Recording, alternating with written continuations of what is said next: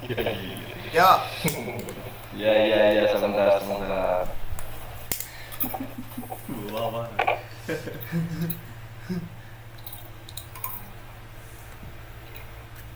Gitu sih makan di background. Udah kan. Iya, salah. Baik, assalamualaikum warahmatullahi wabarakatuh. Waalaikumsalam warahmatullahi wabarakatuh. Sebelum presentasi, izinkan kami memperkenalkan diri. Kami dari kelompok Acumal KFC atau kelompok 5.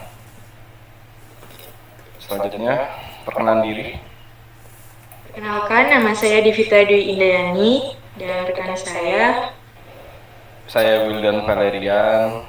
Saya Tejo Cahaya Punjoro. Saya Chandra Permana. Saya Jeremy Adrian. Saya Bagas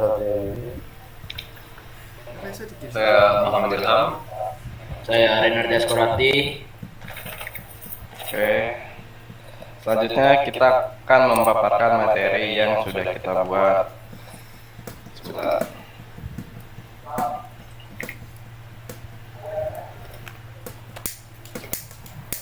Oke. Di sini kita menjelaskan apa itu rakit PC. Jadi untuk perakitan PC itu bertujuan agar komputer berfungsi dengan baik sesuai kebutuhan. Penting untuk menentukan konfigurasi yang tepat. Ini meliputi pemilihan prosesor, motherboard, dan komponen lainnya. Setiap motherboard mendukung jenis prosesor, memori, dan port yang berbeda-beda. Sehingga kompatibilitas antar komponen harus diperhatikan. Untuk memastikan, kita bisa membaca buku manual motherboard yang menjelaskan komponen yang didukung. Dengan begitu, komputer dapat dirakit secara optimal dan berfungsi sesuai keinginan. Selanjutnya, apa sih yang harus kita siapkan sebelum rakit PC? Yang pertama ada casing dan power supply, motherboard, prosesor, memori, video graphic adapter, hard disk, CD-ROM, monitor, keyboard, mouse, kabel data hard disk, dan kabel ke power supply. Selanjutnya, rekan teman saya akan menjelaskan apa fungsi-fungsi dari komponen-komponen ini. Nah, saya di sini melanjutkan penjelasan tadi. Yang pertama tuh ada casing dan power supply. Casing power supply berfungsi untuk melindungi fisik dan menyalurkan panas dari komponen. Power supply yang sangat penting karena tanpa itu perangkat tidak dapat berfungsi. Kemudian yang kedua ada motherboard. Motherboard adalah komponen yang memiliki tugas utama untuk mendistribusikan listrik dan memfasilitasi antar perangkat komputer ataupun perangkat perifer. Kemudian yang ketiga ada prosesor. Prosesor adalah otak komputer, yaitu komponen IC yang mengontrol semua proses dalam sistem komputer. Fungsinya adalah menginterpretasikan dan mengeksekusi perintah baik dari perangkat keras seperti keyboard maupun perangkat lunak. Kemudian menampilkan hasil di monitor atau menjalankan tugas yang diminta. Yang keempat ada RAM memory. RAM memory atau random access memory adalah memori komputer yang menyimpan data sementara dari program yang sedang berjalan saat perangkat aktif. RAM mendukung prosesor dengan menyediakan akses cepat ke data namun bersifat volatil sehingga isinya hilang saat komputer dimatikan. Next. Kemudian ada video graphic adapter atau VGA. VGA adalah komponen penting yang mengubah sinyal digital komputer menjadi tampilan grafis di monitor. VGA juga dikenal sebagai video card atau graphics card. Kemudian ada hard disk. Hard disk adalah perangkat keras yang menyimpan semua data komputer seperti dokumen, gambar, OS, dan aplikasi fungsinya, mencakup penyimpanan data, instalasi OS, backup, dan akses cepat ke informasi yang disimpan. Selanjutnya akan dijelaskan oleh teman saya. Selanjutnya ada CD-ROM. CD-ROM adalah perangkat keras yang membaca data dari cakram CD. Bersifat baca saja sehingga data yang telah ditulis tidak bisa diubah atau dihapus. CD-ROM juga bisa digunakan untuk burning data seperti dokumen, foto, audio, dan video ke CD atau DVD. Selanjutnya ada monitor. Monitor adalah perangkat output yang menampilkan hasil pemrosesan data berupa grafis, gambar, video, teks, dan grafik. Fungsi utamanya adalah sebagai media output data dari visual dari sistem komputer. Lanjut ada keyboard.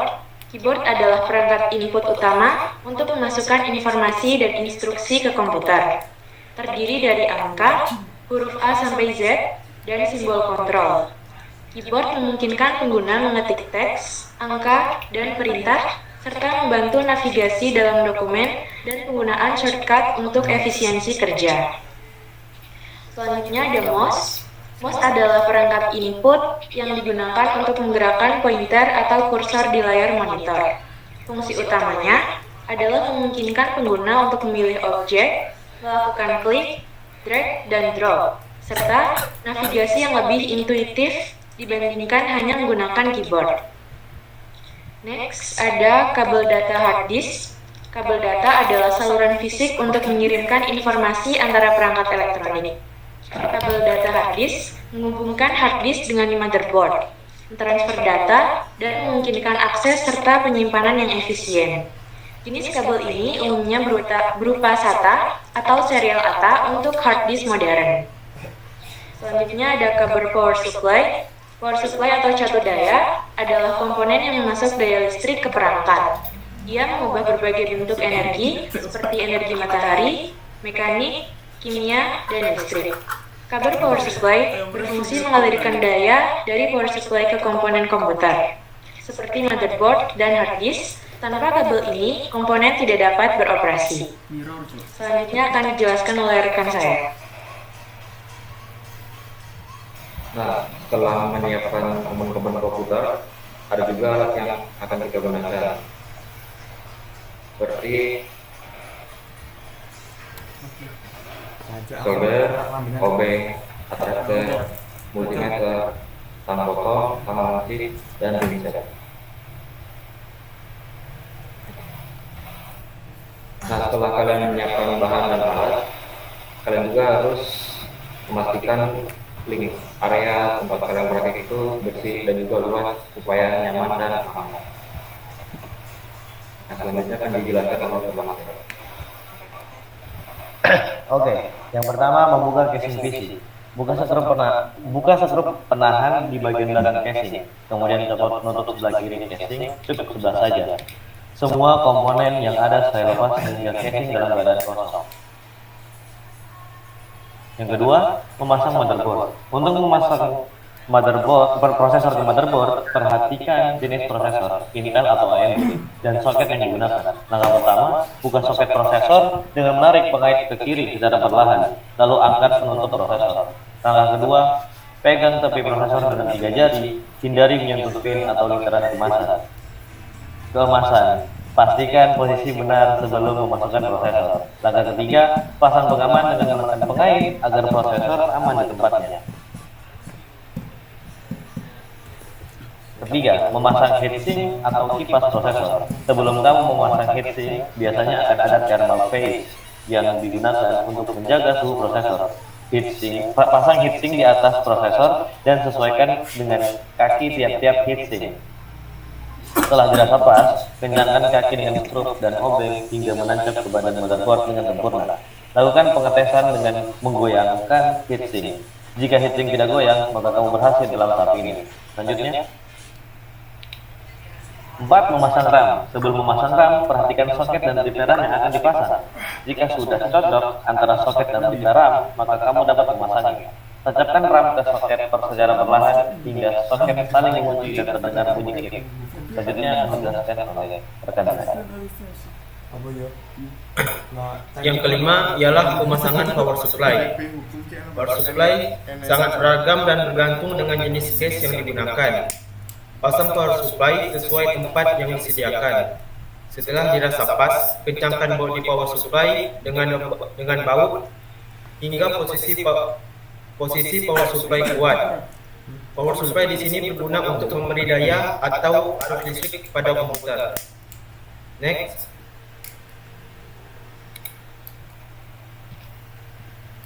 Memasang motherboard ke casing. Setelah power supply terpasang, langkah selanjutnya adalah memasang motherboard ke dalam casing. Lakukan secara perlahan dan hati-hati agar tidak terjadi hal yang tidak diinginkan. Setelah motherboard berada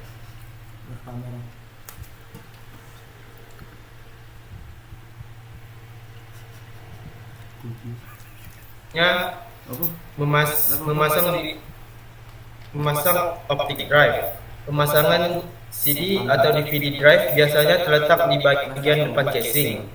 Letakkan CD atau DVD drive pada tempatnya dan kencangkan dengan mur atau baut. Lalu pasang kabel yang menghubungkan antara CD atau DVD drive dengan konektor pada motherboard. Next. Memasang hard disk. Kabel ini berwarna merah dan memiliki ukuran yang lebih kecil daripada kabel ATA.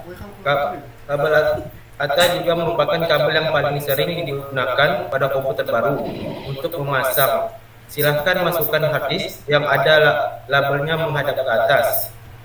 Posisikan lubang hard disk dengan casing, lalu kencangkan dengan menggunakan mur atau baut.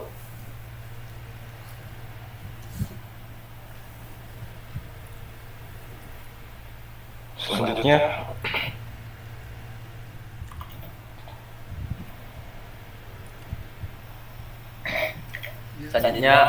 memasang kabel CD atau DVD drive dan hard disk. CD atau DVD drive dan hard disk yang digunakan pada praktikum ini adalah jenis SATA. Pasang kabel SATA untuk CD atau DVD drive dan hard disk. Perhatikan juga ujung kabel satu dengan ujung kabel lainnya. Setelah tiap ujung kabel SATA dipasang pada CD atau DVD drive dan hard disk, maka lanjutkan dengan memasang ke motherboard. Next. Terus yang ke-10, memasang konektor USB dan audio. Agar keduanya konektor bisa aktif, maka konektornya harus dipasang pada motherboard.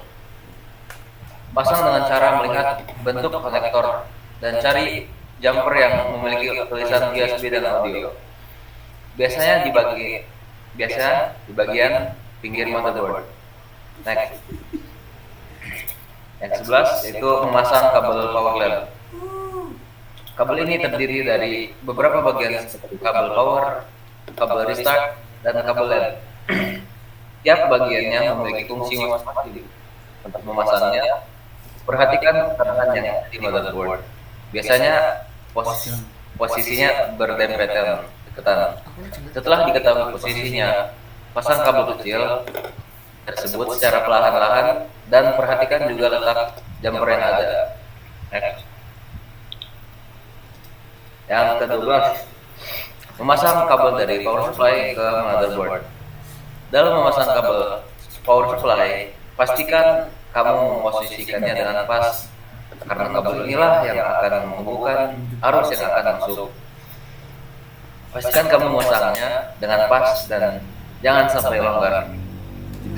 Sarankan dilakukan oleh kawanku. Silakan. Ya, nomor 13, menyambungkan kabel arus listrik. Kabel yang pertama adalah kabel arus listrik. Ujung kabel arus tersebut memiliki 3 lubang. Silakan colokkan ke tempatnya pada power supply yang digunakan untuk sambungan paralel ke monitor. Next. 14, menyambungkan ke monitor. Sambungan kabel dari monitor ke VGA, card, konektor VGA dan monitor berbentuk trapesium dengan ujung tukul dan 3 baris pin kecil di dalamnya. Pasang konektor dengan hati-hati. Jika tidak pas, jangan dipaksa karena dapat membuat pin bengkok. Jika perlu, putar dan pasang perlahan, lalu kencangkan dengan mur yang tersedia. Next. 15, tes komputer atau PC. Setelah semua komponen terpasang, uji coba komputer dengan mengecek tombol power, restart, LED, dan port USB. Jika berhasil masuk ke tampilan booting OS, instalasi berhasil. Jika tidak menyala, pastikan kabel power supply terhubung dengan baik. Jika menyala tetapi layar blank, periksa sambungan kabel ke monitor, RAM, dan prosesor. Oke, selesai. Oke, sekian dari presentasi dari kelompok kita Acumalaka FC. Jika ada salah kata atau ada yang kurang dari materi kita, mohon dimaafkan. Terima kasih. Assalamualaikum warahmatullahi wabarakatuh.